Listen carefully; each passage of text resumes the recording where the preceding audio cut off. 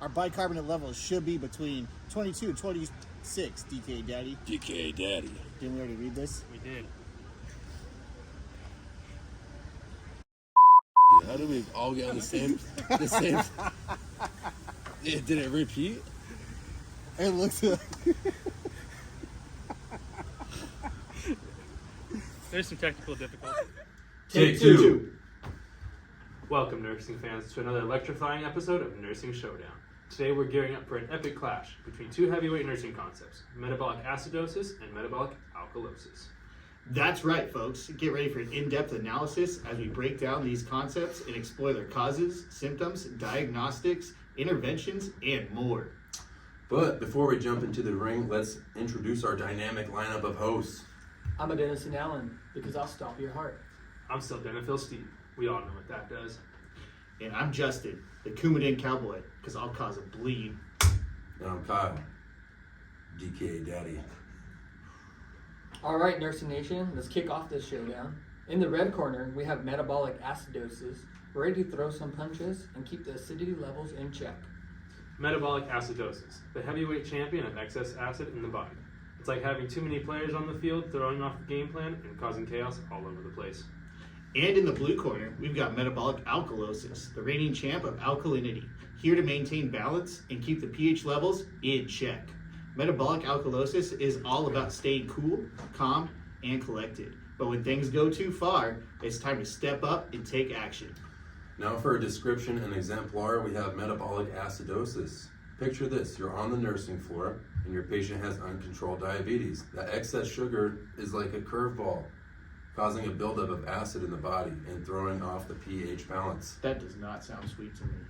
And in the blue corner, metabolic alkalosis is ready to make its move. Think of excessive vomiting as the opponent's fast break down the court.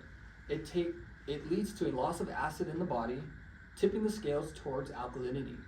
Before we get into some causes of metabolic acidosis and alkalosis, we need to hit a few key points to better understand and follow with our broadcast. That's right, folks. You're going to hear us talk about bicarbonate, or HCO3 as we like to call it in the sports business.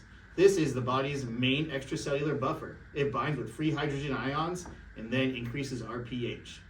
You're also going to hear us talk a lot about carbon dioxide. Carbon dioxide is a gas that forms when carbonic acid is combined with water. Carbonic acid is not stable, and the body needs to keep a 1:20 ratio of carbonic acid to bicarbonate. That's right, DK Daddy. That 1:20 ratio is crucial in order to keep the body in homeostasis. All right, let's get into some causes of metabolic acidosis. Take it away, gentlemen.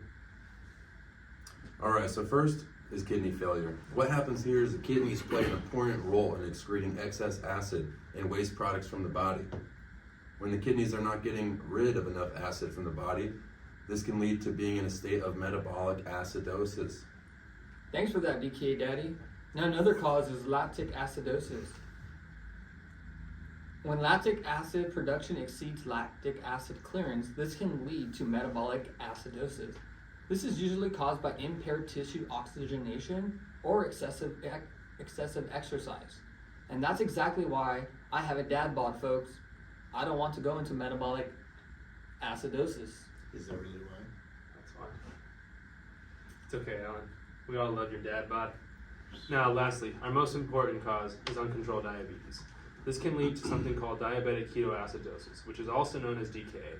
And no, we're not talking about Kyle, the DKA daddy.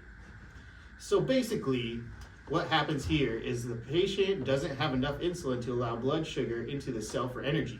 The liver breaks down fatty acids, which are turned into ketone bodies. But these are just a few of the heavy hitters in our main causes. All of these conditions can throw a curveball at the body's acid-base balance, leading to metabolic chaos. And in the blue corner, metabolic alkalosis is ready to defend its title. An increase in bicarb causes free hydrogen ions to decrease and pH to increase. Excessive vomiting, overuse of diuretics, or too much intake of alkali-rich substances can all lead to an imbalance in our favor, pushing the body towards alkalinity with that bicarbonate HCO3. Now, let's get into prevention tactics of metabolic acidosis. How do you keep your team in tip-top shape? Well, hydration is key, along with managing diabetes and monitoring kidney function. A couple of labs to check up on that kidney function are a BUN level of 10 to 20 and a creatinine level of 0.6 to 1.3. It's all about staying one step ahead of the competition and preventing acid buildup. And for metabolic alkalosis, it's all about maintaining balance on and off the court, avoiding excessive vomiting, staying hydrated, using diuretics responsibly, and monitoring electrolyte levels are crucial strategies for preventing an alkaline takeover and keeping the body's pH in check. Speaking of pH, we want to maintain a pH of 7.35 to 7.45. Anything lower than that is acidotic, and anything higher than that is alkalotic. Our bicarbonate levels should be between 22 and 26, and our carbon dioxide levels should be between 45 and 35. But that's for the respiratory games. We don't do amateur sports here. Let's get into some signs and symptoms of metabolic acidosis. Decreased level of consciousness, confusion, and rapid breathing, which is also known as Kussmaul respirations, are just a few of the signs that our team is feeling the pressure of the excess acid. It's like they're running a marathon with weights on their ankles. Heavy stuff. And for metabolic alkalosis, it's all about recognizing the telltale signs of our opponent's attack. Muscle twitching, nausea, and even seizures can indicate that the body is tipping too far towards alkalinity. It's like they are dancing on thin ice, trying to keep their balance. Make sure we keep an eye on those electrolyte players. Let's jump into some diagnostics for metabolic acidosis. How about some blood tests like a CBC or a BMP? Arterial blood gases, or for short ABGs, and urine tests are our go-to place for diagnosing our presence and assessing the severity of the imbalance. It's like conducting a thorough investigation to uncover the culprit behind the acid buildup. And for metabolic alkalosis, similar diagnostic tests are used, along with evaluating electrolyte levels with kidney function. It's all about getting the full picture and understanding the body's balance. Let's check those labs out. Acidosis, we have a low potassium, also known as being in a state of hypokalemia, or having a potassium level of less than 3.5. Let's gobble those bananas up. And as for alkalosis, we also got to keep an eye on that potassium, or that sneaky chloride. It likes to come in at night. Kind of like his mom. Let's not Very nice woman. let's not derail too far. It's all about the hydrogen and bicarbonate, so that HCO3 and CO2 are what we focus on. Let's get to the playboard.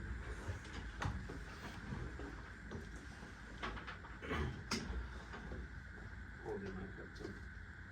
Good. Okay. So let's remember that we want to keep our pH between 7.35 and 7.45. Our HCO3 between 22 and 26, and our CO2 between 45 and 35. So we use the tic-tac-toe method, at least I do anyways. And so basically what I'm going to do is I'm going to draw up two tic-tac-toe methods, one side being metabolic acidosis and one side being metabolic alkalosis. So here on the, let's see, I think this is the left side or the right side, this one on this side. Metabolic acidosis is going to have your HCO3 and your pH in the acidic range. And then on the other side, you're going to have your HCO3 and pH on the basic range, and that's going to be your metabolic alkalosis. Wow, that was awesome, Sildenafil Steve. I'm sure everyone learned a ton from that, and that wasn't a picture of Alan's mom before we drew something on there. That wasn't. Now for some interventions. Metabolic acidosis. How do you fight back against the competition? Administering IV fluids, correcting electrolyte imbalances, and treating the underlying causes are our winning strategies for getting back in the game. It's like giving a pep talk at halftime and getting the team back on track to score the winning whatever we win at. All right, Adenosine Allen. Let's hear some of those critical IV fluids we give for patients in metabolic acidosis to save their life. Well, DKA Daddy, what we're going to give these patients are isotonic solutions, typically LR or 0.9% normal saline and D5W. And for metabolic alkalosis, it's all about restoring balance and preventing further alkalinity. IV fluids keep coming back to those isotonic solutions. 0.9 saline, I'm talking about you. Electrolyte replacement and addressing the root cause are key plays in our playbook. It's like hitting the reset button and giving the body a chance to find its equilibrium again. All this metabolic acidosis talk has my pH running a little alkaline. I'm gonna need some orange juice. Some of my juice. Now for our interactive activity. Our interactive activity. Each of you will participate in a mock scenario, also known as, you're gonna do a Kahoot, where you'll have to diagnose and treat either metabolic acidosis or metabolic alkalosis in a patient. His juice is fresh squeezed, by the way. No poop. Not that I've tasted. Oh, I lost it. Thank you very much. That's all, folks.